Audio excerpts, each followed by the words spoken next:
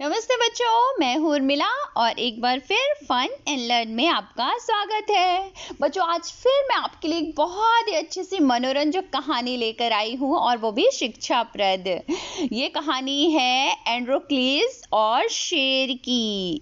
तो चलिए देखते हैं क्या है कहानी। बच्चों, पुराने समय में ना रोम में गुलामी की प्रथा थी। रोम एक कंट्री है जहाँ पे लोगों को गुलाम बनाया जाता था। वहाँ गुलामों को खरीदा और बेचा जाता था। गुलाम बड़े लोगों के घर में काम करते थे और मालिक लोग ना गुलामों के साथ बहुत बुरा बैड बिहेव करते थे, बहुत बुरा व्यवहार करते थे, बात बात पर उन्हें मारते पीटते थे और गुलाम मालिक का घर छोड़कर भी नहीं जा सकता था और यदि कोई गुलाम भागने की कोशिश करता तो उसे फिर मृत्युदंड की सजा दी जाती थी। फिर एक दिन एक व्यापारी ने बाजार से एक लड़के को खरीद लाया और उस लड़के का नाम था एंड्रोक्लीस। और व्यापारी बहुत ही बेरहमी से उस लड़के से काम लेता था और थकने पर भी उसे आराम नहीं करने देता था और गलती करने पर उसे चाबुक से मारता था, हंटर से मारता पीटता था। फिर धीरे धीरे क्या इसी तरह समय बीतता गया और एंड्रोक्लीस जो था वो गुलामी की जिंदगी से ना बहुत तंग आ चुका था। वह यहाँ से कहीं दूर भाग जाना चाहता था, लेकिन उसने सोचा कि आखिर जाऊं भी तो जाऊं कहाँ। राजा के सैनिकों के हाथ लग जाऊंगा तो वे मुझे जेल में डाल देंगे, फिर मुझे मौत की सजा हो जाएगी। लेकिन फिर भी उसने क्या किया कि एक दिन एक अंधेरी रात को वह मालिक के घर से भाग गया और भागते भागते एक बहुत ही घने जंगल में जा पहुंचा। वहां जंगली जानवरों की भयानक आवाजें आ रही थी, पर एंड्रोक्लीस ना डरा नहीं। वह एक बहुत ही बहादुर लड़का था। वह जंगल में लगातार चलता रहा और चलते चलते वह थक चुका था।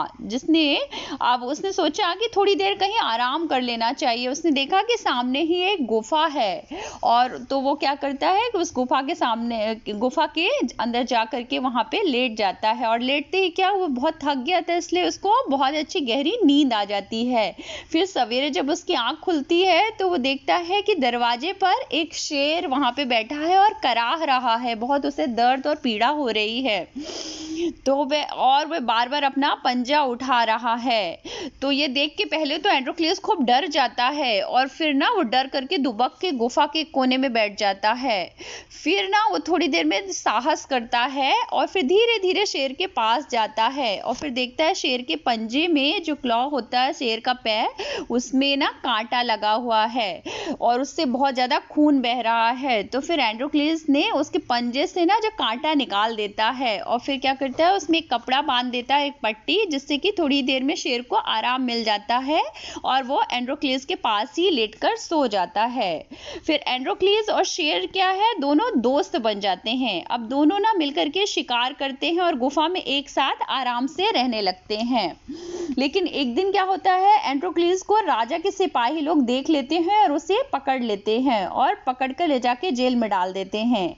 फिर राजा ने उसको मौत की सजा सुना देती है। फिर उन दिनों पे क्या होता था बच्चों कि गुलाम लोग जो थे ना, उन लोगों को मौत की सजा जंगली जानवरों के सामने डालकर दी जाती थी। भूखे जंगली जानवरों के सामने उन्हें फेंक दिया जाता था और जानवर फिर उसे मारकर खा जाते थे। तो ये दृश्य देखने के लिए ना पूरे वहां के सारे लोग ना इकट्ठा होते थे तमाशा देखने के लिए।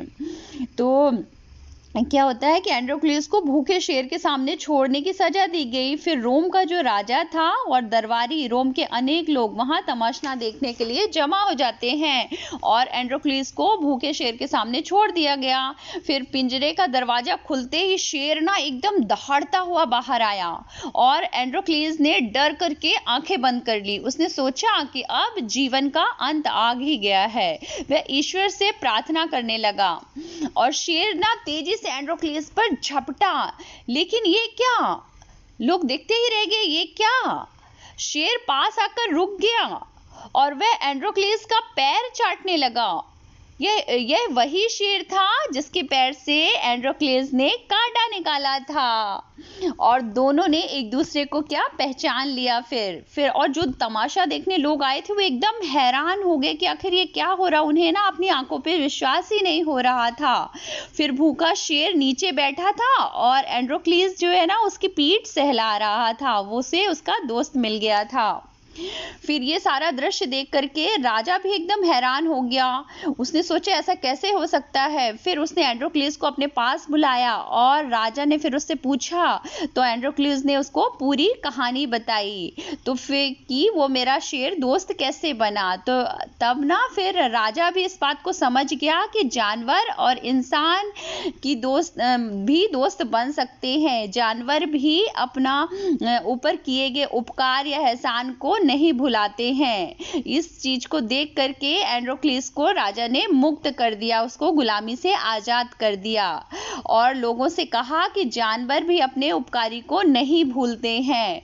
तो देखा बच्चों, उपकार करने का और कितना बड़ा महत्व है। हमें भी इस कहानी से सीखना चाहिए कि हमें भी हमेशा दूसरों के ऊपर उपकार करना चाहिए और अगर हमारे ऊपर कोई उपकार करता है तो हमें भी उस उपकार का बदला देना चाहिए। हमें उसका एहसान या उपकार कभी नहीं भूलना चाहिए। अगर किसी ने हमारी हेल्प की है, मदद की है, हमारे ऊपर कोई उपकार किया है तो हमें हमेशा उसके लिए थैंक्स फील करना चाहिए और उसका उपकार और एहसान मानना चाहिए और वक्त आने पर उस एहसान का बदला जरूर चुकाना चाहिए। तो बच्चों, अब हम फिर मिलेंगे अगली कहानी पे। तब तक आप लोग अपना ख्याल रखिए। Take care. Bye bye.